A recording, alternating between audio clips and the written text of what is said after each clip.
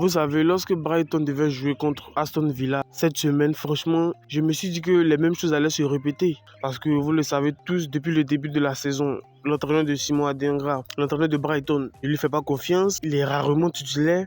Et lorsqu'il entre en coup de jeu, c'est soit parce qu'un joueur est blessé ou c'est dans les temps additionnels, les petites minutes restantes, c'est là qu'il rentre. Donc, moi, je pensais que ça allait continuer sur cette lancée-là, sachant très bien que moi, de base, je ne voulais pas qu'Adingra soit un joueur qui est sur le banc. Je voulais qu'il joue les matchs, je voulais qu'il soit titulaire. Mais franchement, durant ce match-là, j'ai été agréablement surpris. Lorsque j'ai vu la composition de Brighton et que j'ai vu Simon Adingra titulaire, je me suis dit waouh, mais qu'est-ce qui a changé finalement? Mais ce coach-là, décidément, il est prêt, n'est-ce pas, à vouloir utiliser Simon Adingra. On connaît tous ses qualités. On sait que c'est un très bon joueur qui percute, qui dribble, qui apporte du rythme, qui apporte du mouvement. Franchement, c'était un très bon ailier de nos jours, en tout cas en équipe nationale de Côte d'Ivoire. Mais lorsqu'il a joué le match, il a été titulaire, bien évidemment. Il a joué les 90 minutes. Adingra était sur son côté préférentiel et Mitoma était sur l'autre côté. Mais durant la rencontre, n'est-ce pas, j'ai vu un Adingra qui avait de la volonté. J'ai vu un Adingra, n'est-ce pas, qui essayait de se démerder, qui essayait quand même de pouvoir sortir son épingle du jeu. Bien que le club Brighton soit sur une bonne dynamique, mais lui, il n'est pas titulaire dans cet effectif-là. J'avais peur que, n'est-ce pas, ce manque de temps de jeu, ce manque de rythme agisse, n'est-ce pas, sur ses performances sur le terrain. Mais j'ai été agréablement surpris de voir un Adingra qui avait de la volonté, qui jouait, qui n'hésitait pas à percuter, qui avait du rythme, qui n'hésitait pas, n'est-ce pas. Il y avait Aston Villa en face aussi. Hein. Aston Villa, quand même, ça joue la Ligue des Champions. Ça, c'est même arrivé en quart de finale, tout ça. Donc, ce n'était pas un adversaire assez négligeable. Et voici un adversaire qui était, n'est-ce pas, un très bon adversaire pour Simon Adingra, étant donné qu'il revenait, n'est-ce pas, du banc. Il était toujours sur le banc et il venait à peine d'être titulaire, n'est-ce pas. Mais on se rappelle que Aston Villa a déjà joué contre Brighton hein, dans le même championnat anglais où Simon Adingra, n'est-ce pas, a été élu homme du match. C'est son seul fait d'arme actuellement. Il a été élu homme du match ce jour-là. Il a marqué un but, je crois, et il a délivré une passe décisive, si je ne m'abuse. Donc, il retrouve, n'est-ce pas, son club, n'est-ce pas, Aston Villa qui lui a fait briller. Donc, je me suis dit que c'est sûrement le club a dû remarquer les anciens matchs de Brighton parce que c'est cette même équipe de Aston Villa, n'est-ce pas, où Adingra a brillé et il a été élu finalement man of the match. Donc Adingra, n'est-ce pas, durant tout ce match, il a joué les 90 minutes, il essayait de percuter et il a même marqué un but qui finalement a été refusé. Donc on voit de la volonté et j'espère, parce que lors du match, Minté est resté sur le banc. J'espère que ce n'est pas parce que Minté a un pépin physique que l'entraîneur, n'est-ce pas, a décidé de miser sur Simon Adingra. Parce que si Minté revient de son pépin physique, il va prendre sa place de titulaire tout simplement. Parce qu'on sait que depuis le début de la saison, il est beaucoup utilisé par l'entraîneur que Simon Adingra. Moi, ça me fait plaisir qu'il retrouve du temps de jeu. C'est tout ce que nous lui souhaitons. Et il s'est quand même démerdé. Il a marqué un but. Et réellement, c'est comme ça que son but vient hein, après une louche du coéquipier de Brighton sur Mitoma. Mitoma qui va carrément rater son contrôle, hein, qui va contrôler avec la main, qui va arriver dans les pieds de Simon Adingra, qui va tirer dans les cages. Mais son but va être finalement annulé parce qu'il y avait main, je crois, de Mitoma. Donc le but a été annulé.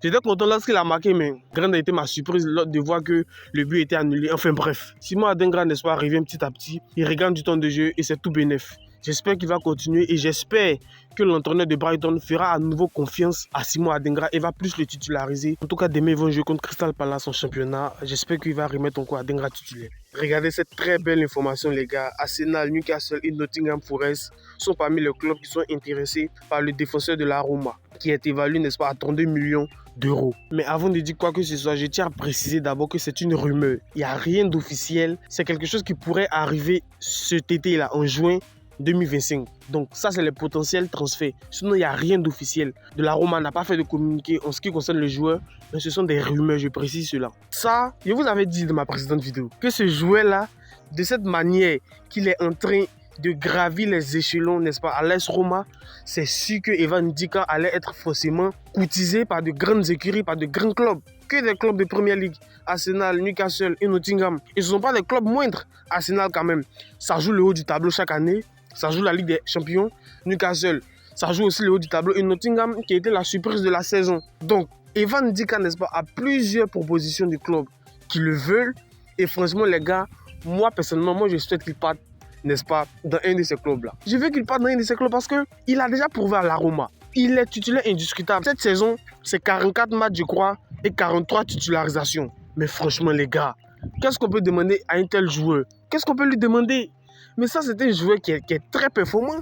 Sachant que même la saison dernière, il était toujours titulaire. Hein. Lorsqu'il est arrivé, parce que c'est Mourinho, lorsque Mourinho était encore l'entraîneur de la Roma qu'il est arrivé, il a été, n'est-ce pas, tout de suite titulaire. La saison 2023-2024, qui était sa première saison. Il est arrivé, je crois, en juillet 2023, sous, n'est-ce pas, Mourinho. Il a été toujours titulaire. Il a quand même, ça a joué l'Europa League. Ça allait jusqu'au bout de parler en Europa League, même s'ils étaient sortis par Leverkusen. Voici un joueur qui est en train de gravir en échelon, les gars. Et moi, je suis sûr que, n'est-ce pas, c'est un futur, n'est-ce pas, c'est un futur défenseur de la sélection ivoirienne. C'est un défenseur que je sais, il va monter en grade, que ce soit en club, que ce soit en sélection. Parce que par ses performances, il prouve que c'est un joueur qui est extraordinaire. De base, il était à Francfort depuis 2018. De 2018 jusqu'à 2023 où il a signé à l'AS Roma. Mais on rappelle que lorsqu'il était à Francfort, la saison 2021-2022, ils ont gagné la Ligue Europa avec un Ivan Ndika titulaire dans cet effectif-là. C'est l'un des joueurs ivoiriens à avoir remporté un trophée en club. À part Franck Kessié qui a été champion de Serie A, Ousmane Diomandé qui a été champion, n'est-ce pas, de Portugal l'année passée. Et voici Ivan Ndika, lui, même si c'est bien plus tôt, mais qui a été, n'est-ce pas, champion d'Europe avec le FC Francfort. Franchement, avec ses statistiques affolantes, c'est normal que la Roma lui ait demandé à cette époque. Donc, franchement, moi, je ne sais pas ce que vous pensez de ce transfert-là, mais moi, je pense qu'il doit partir. Parce que quand on prend la charnière centrale de Arsenal, c'est peut-être William Saliba, on parle d'un potentiel transfert de William Saliba cet été, en juin, là, durant le mercato. Donc, franchement, il y a des possibilités, il y a de la place pour lui. Il y a de la place pour lui. La concurrence n'est pas tout de suite fermée. Moi, je me dis qu'il peut aller prétendre, n'est-ce pas, à une place, même de titulaire, dans ces trois équipes-là. Dans une de ces trois équipes-là. On a vu Agbadou, qui était titulaire avec Reims, mais lorsqu'il est parti, il était tout de suite titulaire. Pourquoi pas Ndika? Moi, je vais le griller tout de suite. Il n'a qu'à terminer cette belle saison qu'il est en train d'entamer avec, n'est-ce pas, la Roma. Mais lorsqu'il va finir, moi, je veux qu'il parte ailleurs. Et ça fait plaisir de voir, n'est-ce pas, des internationaux ivoiriens qui évoluent dans le championnat d'anglais. Ça fait vraiment plaisir. À part Emmanuel Agbadou, Willy Boli, il n'y a pas réellement de défenseurs ivoiriens qui évoluent en Première Ligue. Donc, voir Ndika en Première Ligue, franchement, ça, c'est une très bonne nouvelle. En tout cas, moi, je veux qu'il parte. Moi, je ne sais pas ce que vous pensez de ça. On rappelle que son contrat avec l'AS Roma se termine en 2028, en juin 2028. Ousmane Diomandé sera la priorité sur la liste de Tottenham en cas de départ de Romero. L'international ivoirien dispose d'une clause libératoire de 80 millions d'euros, mais Tottenham s'attend à ce que le Sporting soit prêt à négocier cet été. Les Spurs ont fait une première demande en janvier pour un accord potentiel. Donc voici le club de Tottenham qui est intéressé par ce joueur-là. Et moi, en tout cas personnellement, en ce qui concerne cette rumeur de transfert, moi je préfère que Ousmane Diomandé reste au Sporting. Il pouvait aller dans un autre club à part Tottenham pour moi. Mais je pense qu'au vu de l'environnement de Tottenham, qui est à la peine, n'est-ce pas, en Première Ligue, qui joue pas les premiers rôles, qui joue pas le haut du tableau, qui est dans la deuxième partie de tableau en Première Ligue, moi je ne pense pas que Ousmane Diomandé cet environnement-là lui sied, étant donné que lorsqu'il est au Sporting, ils sont quand même premiers. Ils seront quand même champions de Portugal cette année encore, s'ils continuent sur cette constance. Donc je ne le vois pas réellement Ousmane Diomandé à Tottenham.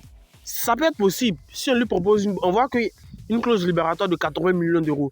De base, son contrat avec le Sporting ne finit pas cette année. Lui, son contrat finit en juin 2027 avec le Sporting. Son contrat ne finit pas cette année, donc ils vont devoir l'acheter. Raison pour laquelle on parle de clause libératoire. Parce que son contrat n'était pas encore fini de base. Mais ils vont forcer et ils vont essayer de l'acheter pour 80 millions d'euros. Et si son contrat était arrivé à terme, peut-être même ça allait être un transfert gratuit ou même un transfert qui n'allait pas coûter aussi cher.